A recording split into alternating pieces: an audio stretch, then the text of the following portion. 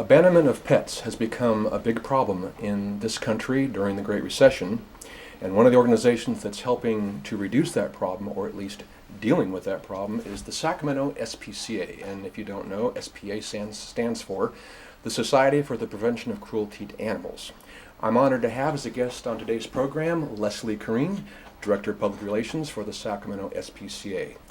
Hello everyone, I'm Steve Dakota. Glad to have you join us today on Focus. Welcome. Thank you. And we have a friend down here named Maggie. Welcome to Maggie too. She'll be up here hopefully momentarily.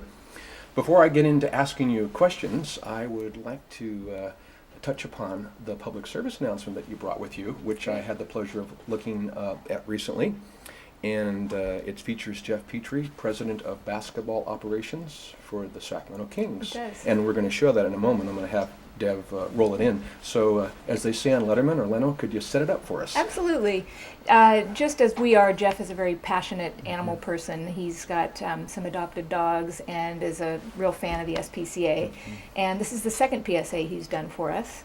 The first focusing on spay-neuter, which is also a very important topic. And this one focuses on adoption. So it's more of a fun PSA, and but one that I think also hits the heart. Can't wait to see it. Think about it. Life just isn't the same without a pet. Trust me, I know. Hi, I'm Geoff Petrie, proud owner of 2 adopted golden retrievers. If you want to improve the quality of your life, think about adopting a pet from the Sacramento SPCA. To learn how, go to sspca.org. Back here with Lesley Kirrene, Director of Public Relations for the Sacramento SPCA. I like that public service announcement. In some of my previous positions, or as I sometimes say in my previous life, I was responsible for distributing PSAs and getting airtime. Great. And you're, I'm sure, dealing with the Sacramento television market.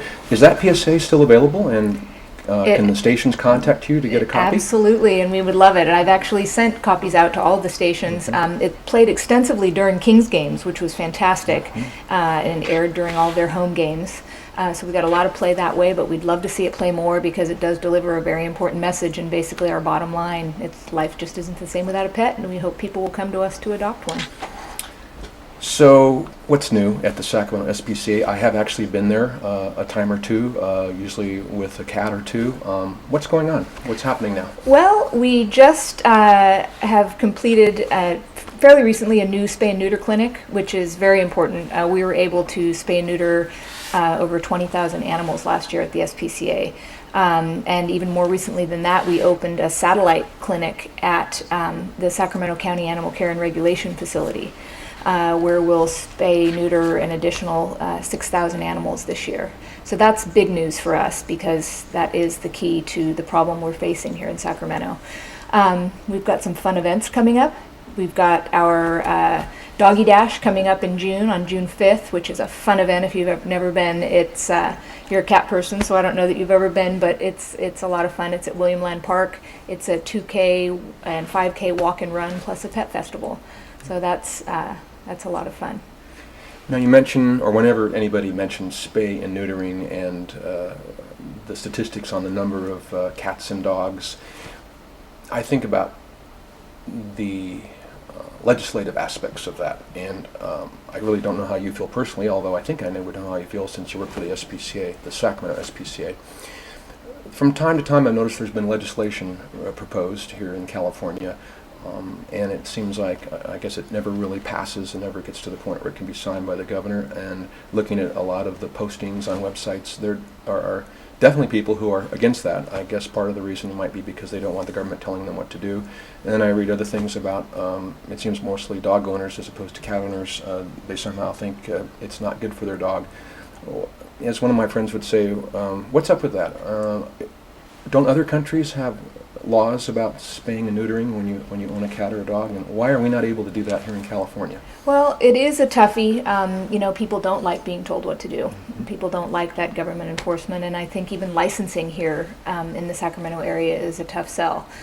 We do have mandatory dog and cat licensing, and there is a fee differential. If animals are spayed or neutered, it's significantly lower to license your dog or cat. here in Sacramento and in the surrounding areas. So that's one piece of legislation that we were able to get passed both in the city and the county of Sacramento, which we're very happy about. That's at least a start. Breeders can buy breeders' permits, which allows them to keep their animals unaltered. But we aren't actually the enforcers of licensing. So our primary goal at the Sacramento SPCA is really to push spay-neuter and adoption and all of the various programs and services that we're able to offer not only the animals of the Sacramento area, but the people as well. I know you're in public relations, but do you do any lobbying, or does the Sacramento SPCA do any lobbying by itself or in concert with other similar organizations? We will back legislation sometimes that some of the larger organizations, like the Humane Society of the United States or the American Society for the Prevention of Cruelty to Animals is behind. We'll sometimes back legislation if we feel that it's an important issue in our community and for our organization. We do tend to focus at the Sacramento SPCA on companion animals, but we did support legislation regarding free-range chickens and the caging issue. So it really depends, and if we do any legislation, it's usually our executive director and myself that are kind of out there doing what we can. But we tend to focus here in Sacramento. I'm reading the numbers here that you provided. As you touched upon, you'll care for more than 12,000 homeless animals in 2010. More than 38,000 will enter shelters in this area, and those numbers seem quite large to me, and that of course ties in with the spaying and neutering. You know, we first met through my day job when I was researching the subject of abandonment of pets, Right. which is how I opened this program. That problem evidently has gotten a lot worse. It has. And the quote-unquote Great Recession is driving that through possibly foreclosures and layoffs from jobs, et cetera. Is that something that your organization is aware of and is dealing with and reacting to? Absolutely. We received over 1,000 more animals last year than we did in the year prior. And we do poll people when they come in, when we get surrendered animals, as to why they're bringing them in. And, you know, one sad story after another honed in on the fact that it is largely due to the economy, whether it's foreclosure and people having to move into non-pet friendly housing, or simply the fact that they have lost a job or can't afford food and veterinary bills for their animals. So we are seeing an increase. The upside to that, we did see an increase in our adoptions last year as well. So I think we're seeing, we're attributing that to more people staying home, not vacationing, looking for kind of that positive, warm, fuzzy feeling that an animal Literally. can bring, yes, into your life. And looking to the SPCA, which is really an economical resource if you are looking to adopt an animal because of all the things that our adopted animals come with.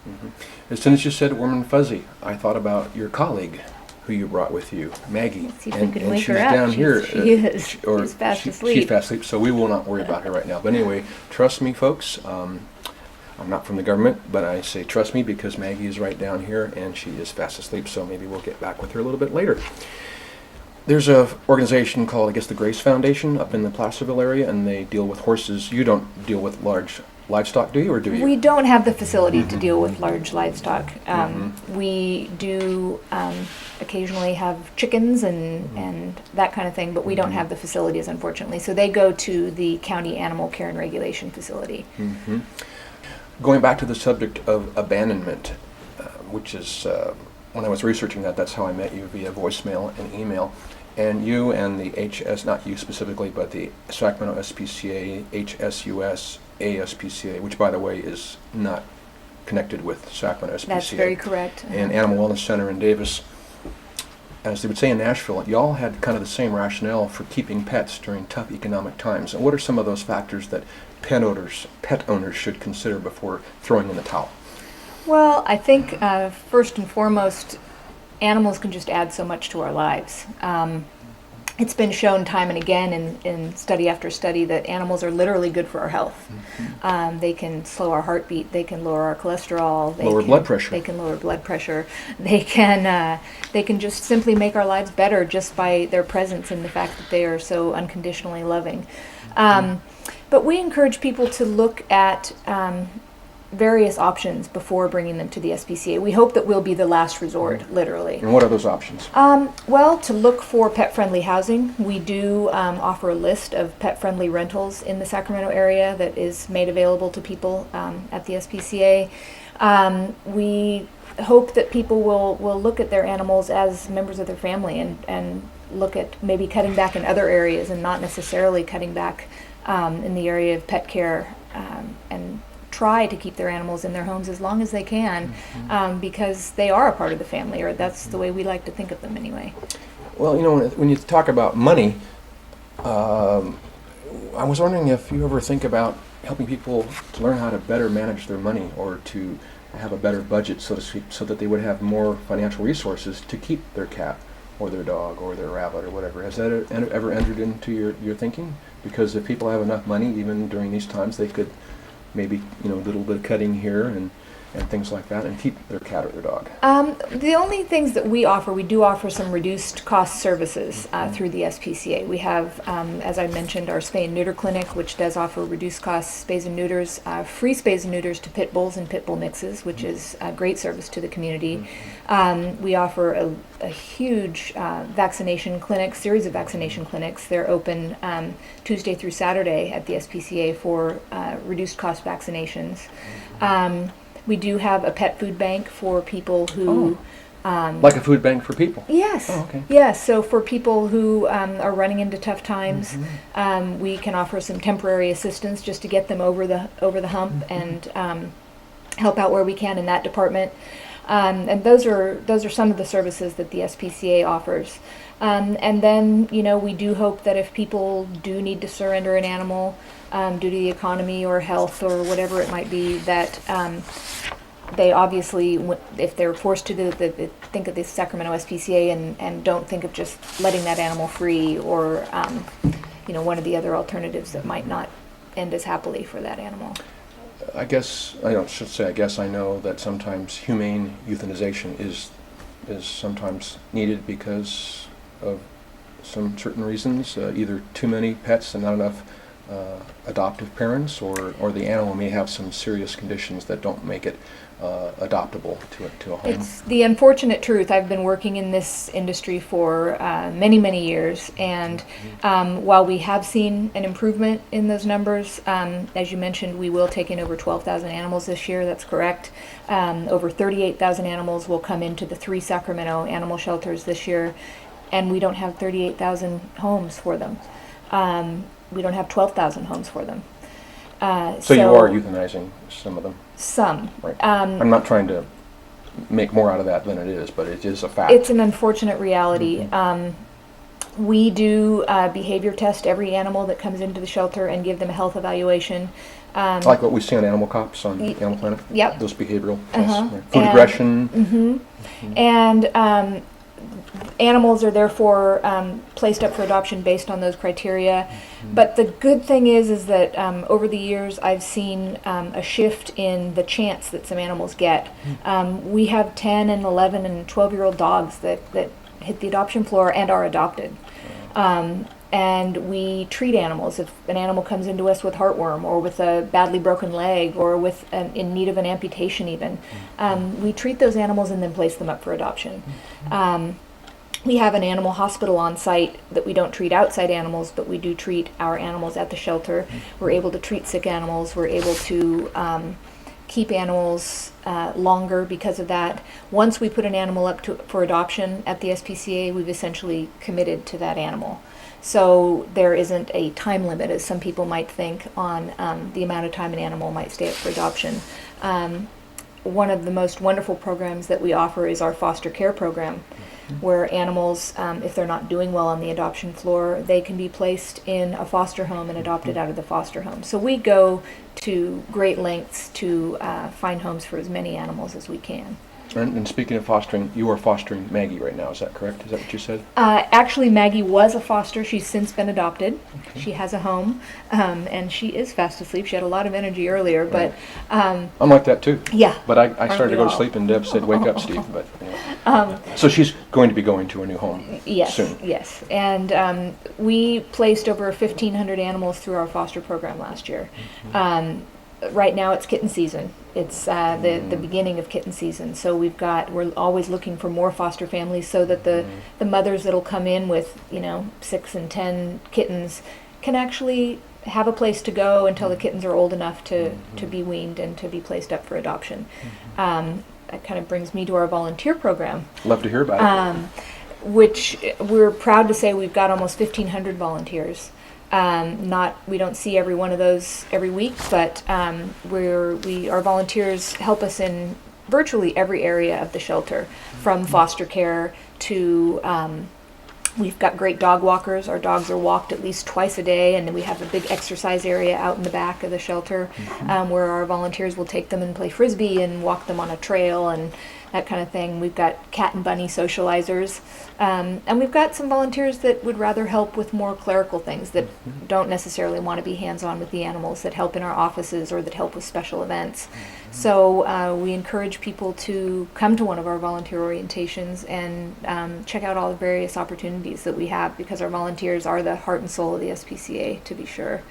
As I was mentioning to you, of course, this is a Sacramento program. My daughter, who lives in Seattle, has volunteered with a similar organization called the Progressive Animal Welfare Society.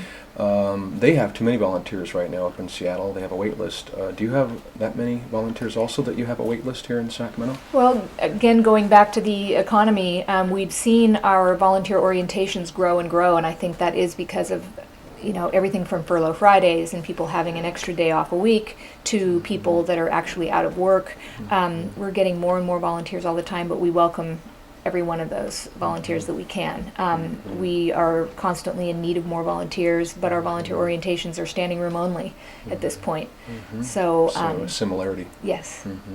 We're talking with Lesley Kirrene, Director of Public Relations for the Sacramento SPCA. Of course, I'm Steve Dakota. I mentioned a couple of things that I wanted to follow up with you about. One is pit bulls.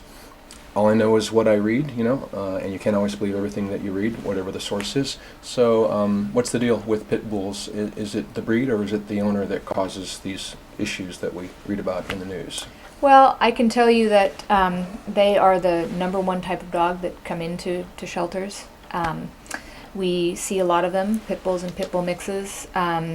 Therefore, we do tend to, a lot of them go up for adoption. A lot of great pit bulls and pit bull mixes go up for adoption at the shelter. Is another name for that dog American Standard or something? American Staffordshire Terrier. Staffordshire Terrier, yeah. And they can be just absolutely wonderful dogs. So it's not the breed? Not necessarily, no.